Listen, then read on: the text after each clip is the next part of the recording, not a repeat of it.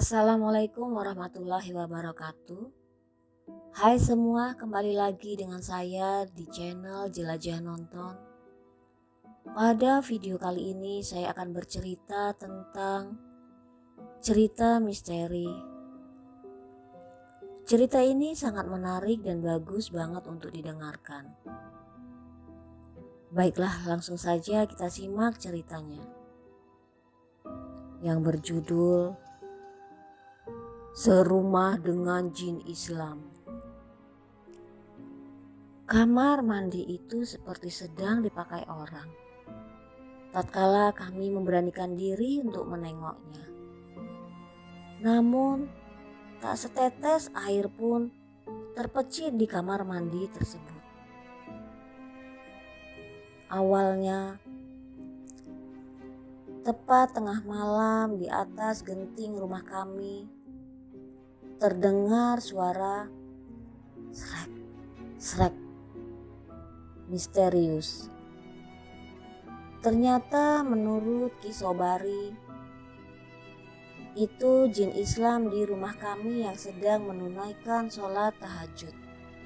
Kami suami istri baru sebulan pindah di kompleks perumahan BPD Gunung Pati, Semarang.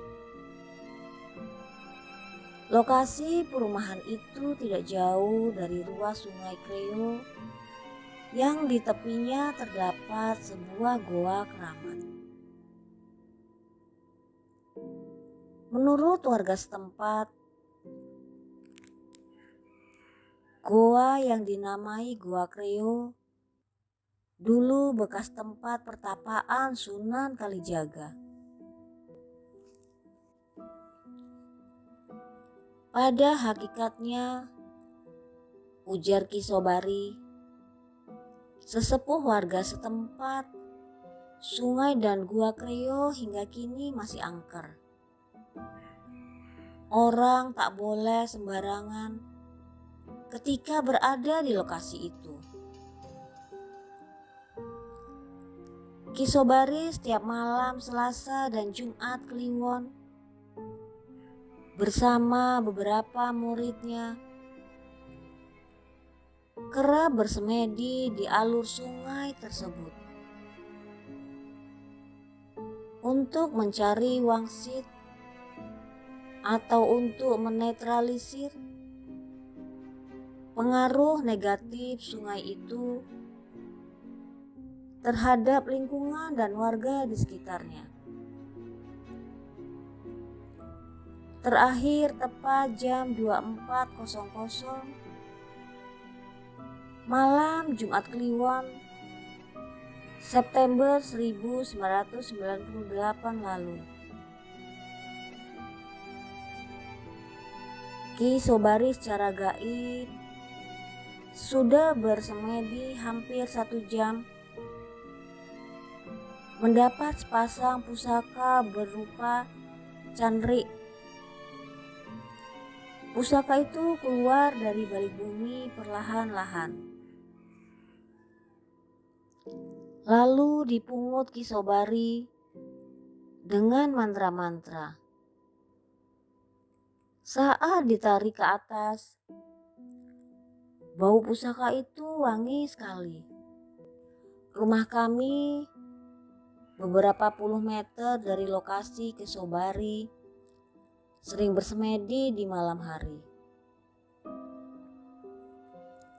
Malam pertama kami menempati rumah baru itu, kami sekeluarga nyaris tidak bisa memejamkan mata.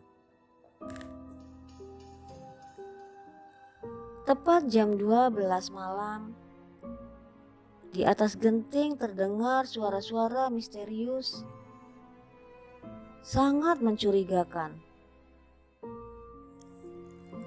Sebelum suara srek, srek dari atas genting terdengar, didahului suara macam orang berjalan berjingkat-jingkat juga di atas genting. Suara srek, srek Itu sendiri terdengar seperti gesekan kain yang dipakai orang. Dengan bulu kudu merinding, kami mencari sumber suara tersebut. Tetapi tak terlihat apapun yang menjadi sumber suara menakutkan itu. Begitulah sering terjadi hal serupa di malam-malam berikutnya. Bahkan ditambah keanehan lain yang benar-benar membuat bulu roma kami berdiri. Sebelum suara orang jalan berjingkar-jingkar di atas genting, disusul suara srek, srek. Menjelang tengah malam selalu diawali suara gemercik air di kamar mandi. Dan herannya tidak ada seorang pun di dalamnya. Pintu kamar mandi membuka dan menutup sendiri. Suara engselnya yang belum sempat diminyakin berderi-derit membuat istri saya pucat pasi dan menggigil. Kamar mandi itu seperti sedang dipakai orang. Tatkala kami memberanikan diri menengoknya, tak setetes air pun terpecik di kamar mandi tersebut.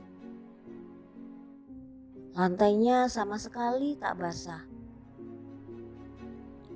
Sebagai tanda tak ada seorang pun yang masuk ke dalamnya dan menggunakan airnya. Pada malam ketujuh, setelah kami tidak tahan lagi mendengar suara misterius menakutkan tersebut, kami mencoba mencari jawaban dari Ki Sobari yang dianggap warga sebagai orang waskita. Dengan tenang Ki Sobari berkata, "Bapak tidak usah takut. Itu suara jin Islam di rumah Bapak yang sedang sholat tahajud." Ki Sobari menjelaskan, ada satu jin memeluk agama Islam yang dulu juga pengikut atau penjaga Sunan Kalijaga. Saat bertapa di Goa Kreo, kurang lebih 5 abad silam. Diam-diam juga menghuni rumah yang baru kami tempati itu. Dulu sebelum lokasi itu dibangun kompleks perumahan, jin muslim yang katanya berjenis lelaki itu sudah menghuni di situ lebih dahulu. Atas jasa Ki Sobari, jin Islam tersebut kemudian tidak lagi melaksanakan sholat tahajud di tengah malam di atas genting rumah kami. Entah di mana lagi dia melaksanakannya.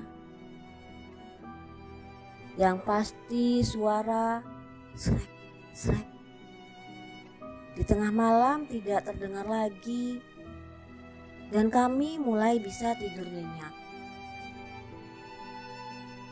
Meskipun demikian, hingga sekarang terkadang kami atau istri kami khususnya masih kerap ketakutan. Karena masih sering menjumpai hal-hal aneh di rumah. Terutama pada saat maghrib, isya, atau subuh dini hari.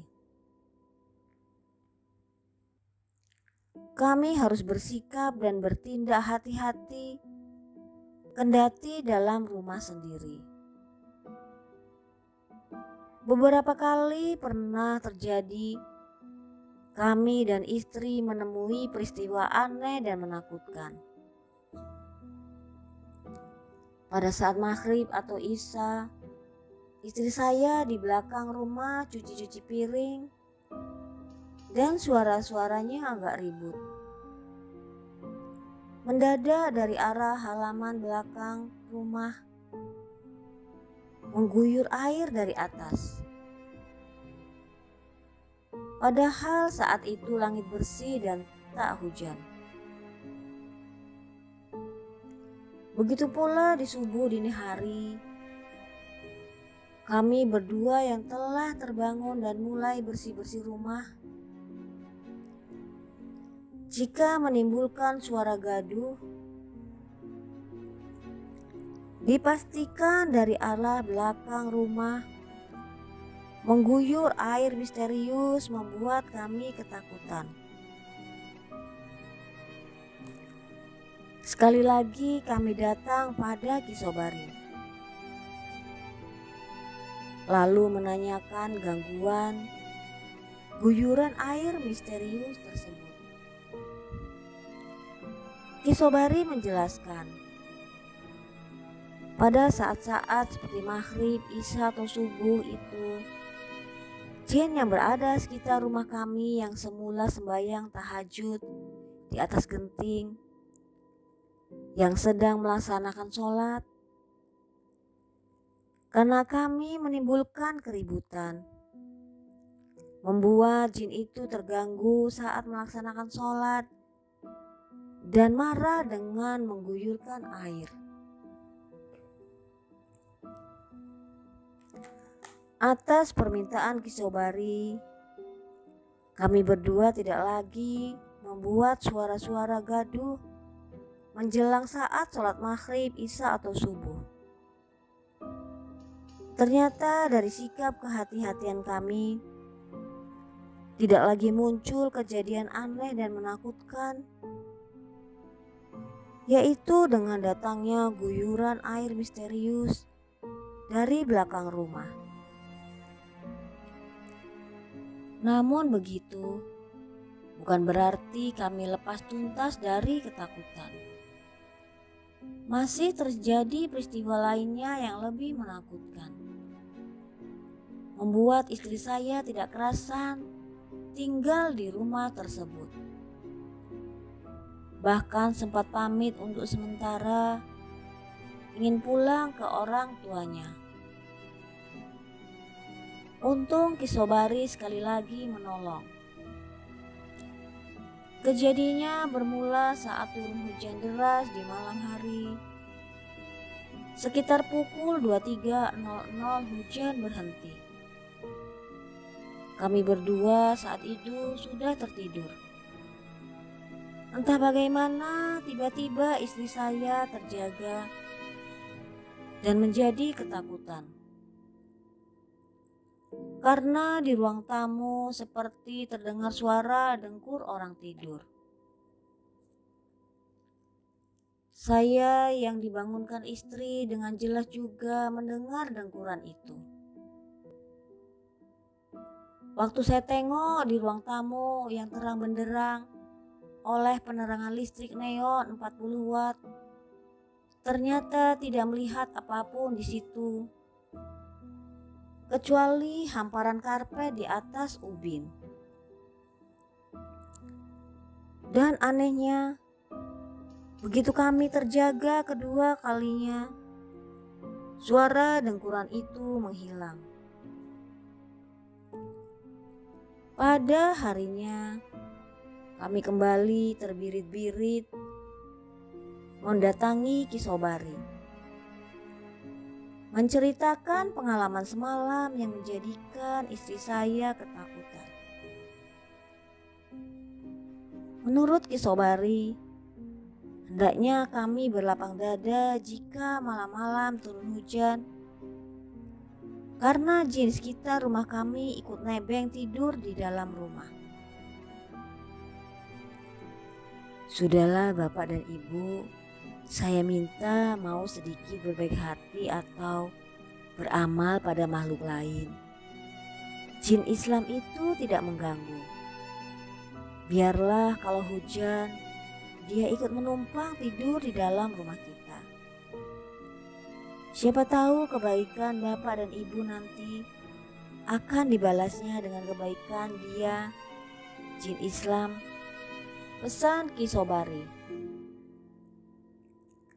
Karena saat ini sedang musim hujan, maka tidak mengherankan di malam-malam hari jika hujan turun. Di ruangan tamu di rumah kami kerap terdengar suara dengkur orang tidur. Tak lain adalah jin Islam yang numpang tidur di situ. Kami berdua tidak bisa berbuat apa-apa, kecuali ikhlas hidup serumah dengan jin tersebut yang terbukti memang tak pernah mengusili kami.